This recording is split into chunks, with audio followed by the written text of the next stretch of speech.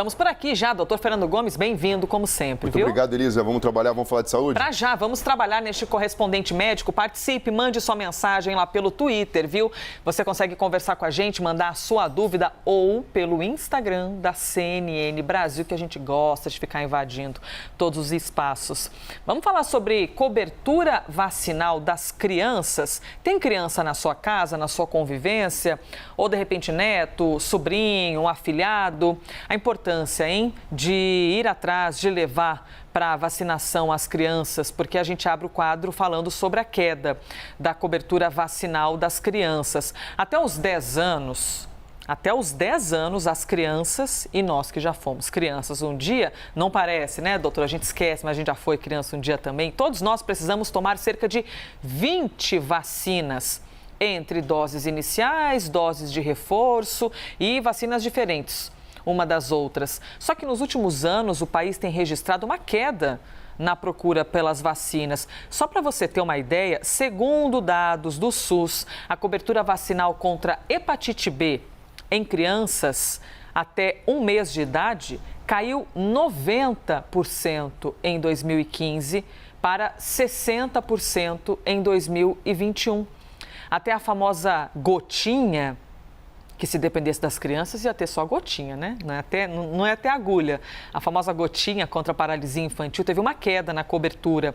Em 2015, 98% das crianças tomaram o imunizante contra a paralisia infantil. E esse número caiu para 68% em 2021.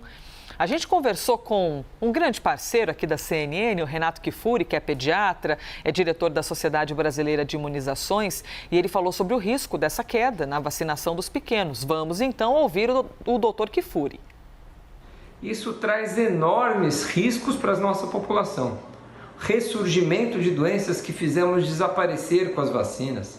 Não víamos mais casos de sarampo, de rubéola, de difteria, de coqueluche, de meningites. Hoje nós corremos risco de reintrodução e reaparecimento delas. As coberturas vacinais são fundamentais para mantermos a população protegida. Estamos observando casos de poliomielite na África, no Malawi. Até Israel reportou recentemente um caso de paralisia numa criança não vacinada. Esse é um risco real. Nós não podemos ver as conquistas que nós obtivemos com programas de vacinação de tanto sucesso desaparecer. Renato Kifuri falando aqui conosco, agora 7h40. Precisamos interromper o correspondente médico para ouvir Sergei Lavrov, o ministro das Relações Exteriores, que se reúne agora com o presidente do Comitê Internacional da Cruz Vermelha. Voltamos aqui então, temos Sergei Lavrov em nosso telão. A gente interrompeu aqui um pouquinho o correspondente médico para poder trazer as informações ao vivo de Moscou, mas voltamos agora com o nosso quadro. A gente está falando então de vacinação, né? A queda no número de crianças que receberam quaisquer vacinas. O calendário vacinal, né? A lista de vacinas entre as crianças é muito grande. Todo mundo toma muita vacina quando é criança. E, doutor, uma queda na cobertura vacinal, o que significa na prática? Por exemplo, período de pandemia, as pessoas ficaram mais inseguras em saírem de casa. Isso pode ser uma das justificativas? Pode sim, Elisa. Na verdade, o foco ficou na questão do coronavírus e tudo se voltou para isso. E a gente sabe que o poder da propaganda, principalmente no intuito de recrutar e sensibilizar os pais irresponsáveis para levar essas crianças para vacinação, acaba tendo um papel preponderante.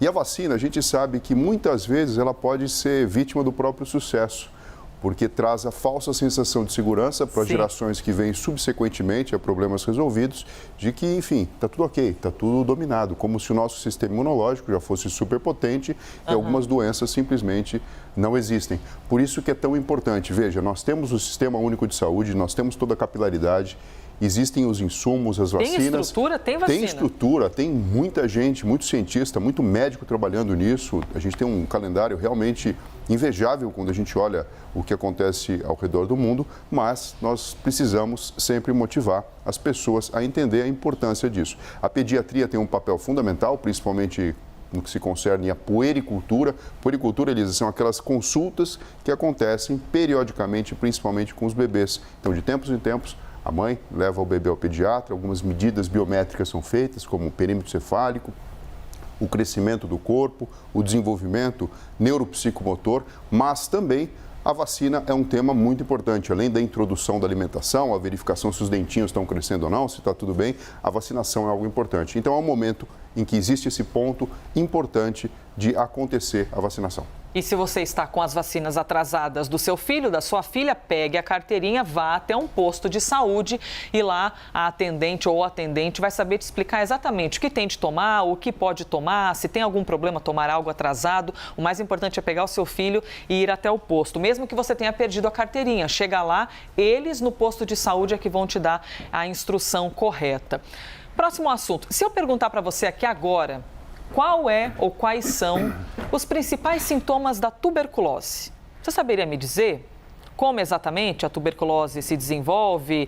Como é que você pega? Será que você pega tuberculose ou você desenvolve no seu próprio corpo? Informação é sempre prevenção. Por isso da existência desse nosso quadro. Quando a gente conhece, a gente consegue se cuidar. Se a gente sabe um sintoma, a gente consegue, levantar ali aquele estado de alerta. Acho que preciso ir ao médico, preciso de cuidado. Dia 24 de março, quinta-feira, Elisa, 24 de março, quinta, é o Dia Internacional de Combate à Tuberculose. A OMS aproveitou essa data para fazer um alerta, para todas as pessoas. Segundo a Organização Mundial de Saúde, os investimentos na luta contra a doença não estão atingindo nem a metade da meta anual. O resultado disso já é visto nos números. Em 2020, o número de mortes por tuberculose cresceu pela primeira vez em mais de uma década, chegando a cerca de 1,5 milhão de mortes por tuberculose. Por isso a gente traz aqui o assunto, principalmente, doutor, porque a gente tem aquela impressão de que a tuberculose é coisa do passado, Já foi. Hospital para tuberculoso, Ambientes ali somente para tuberculosos e tal. Mas não, é uma doença que ainda existe e que ainda tira a vida de pessoas. Sim, viver na Terra não é um privilégio simplesmente dos seres humanos, Bactérias, vírus, fungos e outras entidades acabam vivendo e a sua correlação pode ser traduzida em doença. Como você falou, no passado, até o romantismo, a gente vê na literatura, explorava essa ideia meio romântica dessa doença, sim. que na verdade ainda existe. E ela tem sintomas que são bastante clássicos e as pessoas podem identificar. Lembrando que muitas vezes não existe uma piora súbita, e sim é um quadro insidioso, quase uma doença crônica que se manifesta através da presença de tosse seca, um cansaço excessivo, pode apresentar febre baixa, sudorese noturna que chama a atenção de molhar os lençóis, emagrecimento. Essa tosse ela pode vir acompanhada de hemoptise. Hemoptise é aquele catarro com sangue, isso porque a bactéria se localiza no pulmão, provocando lesão e, obviamente, provocando esse tipo de situação. E ela consome a energia da pessoa, por isso que pode provocar, inclusive, o emagrecimento. E, doutor Fernando, esse emagrecimento, ele também pode aparecer por outras doenças, A pessoa emagrece muito, às vezes tem aquela falsa sensação, nossa, que coisa boa, Como se emagrecimento fosse sinônimo de saúde, Como se magreza fosse exatamente apenas sinônimo de saúde. Estou emagrecendo, tem algo acontecendo com o meu corpo, acho que pode ser porque não estou comendo direito, acho que pode... E às vezes a gente deixa passar alguns sintomas e quanto antes a gente tem acesso ao médico, melhor pode ser um tratamento. Sim, o que você está falando é uma coisa chamada síndrome consumptiva. Então, não é normal a pessoa... Síndrome consumptiva, como se a pessoa estivesse sendo consumida. Então, por exemplo, alguns tipos de câncer, se não a maioria, acaba provocando isso, a pessoa começa a emagrecer como o primeiro sintoma e não entende exatamente o que está acontecendo. Problemas de ordem psíquica também, por exemplo, a depressão pode provocar, mas falando de coisa orgânica, a própria tuberculose. De repente a pessoa passa a perder massa, tanto massa magra como também gordura do próprio corpo e a coisa começa a não fechar direito, a conta começa a não fechar direito. E quando você investiga, você de repente encontra uma doença que é uma doença infecciosa, que merece um diagnóstico preciso e tratamento. E o tratamento, Elisa, muitas vezes é prolongado. São meses e meses de antibiótico para conseguir, na verdade, eliminar a bactéria. E você consegue eliminar a bactéria ou fica assim, a pessoa teve tuberculose uma vez, então ela possivelmente tem uma bactéria ali que a qualquer momento pode acordar? Ou não, você mata uma bactéria? Na verdade, você consegue eliminar a bactéria com tratamento a longo prazo, mas a pessoa já tem uma característica de resposta imunológica que caso ela venha se reinfectar ou o sistema imunológico dela venha enfraquecer, a doença pode se manifestar de uma forma exuberante. nem todo mundo responde da mesma forma à tuberculose. Assim como, por exemplo, a lepra acaba sendo a mesma família de bactéria, existe uma relação importante do jeito que a pessoa responde à existência da bactéria. Dúvidas aqui, eu tenho mais perguntas sobre tuberculose com o Dr. Fernando Gomes, mas nós também temos as dúvidas que chegaram do nosso episódio anterior sobre um outro mal. Posso passar para as próximas perguntas com o Dr. Fernando ou me mantenho aqui no assunto da tuberculose? Não sei quanto tempo nós temos. Posso ir adiante com as próximas perguntas? Ótimo, vamos aqui ainda falando mais de tuberculose, então, doutor Fernando. Quando a gente fala que pessoas morrem por tuberculose, a gente está falando de quê exatamente? Que é uma doença que é severa e rapidamente pode tirar a vida de alguém? Ou a gente registra mais mortes porque, de repente, a procura foi tardia por um atendimento? Ou o tratamento não foi muito bem feito? De que maneira? Ou isso depende completamente de cada corpo? Isso depende da pessoa e depende do diagnóstico e tratamento estabelecido. Por exemplo, existe um tipo de manifestação da doença chamada tuberculose miliar, no qual ela se espalha para o corpo todo. E você pode, inclusive, ter a meningite causada pelo bacilo da tuberculose.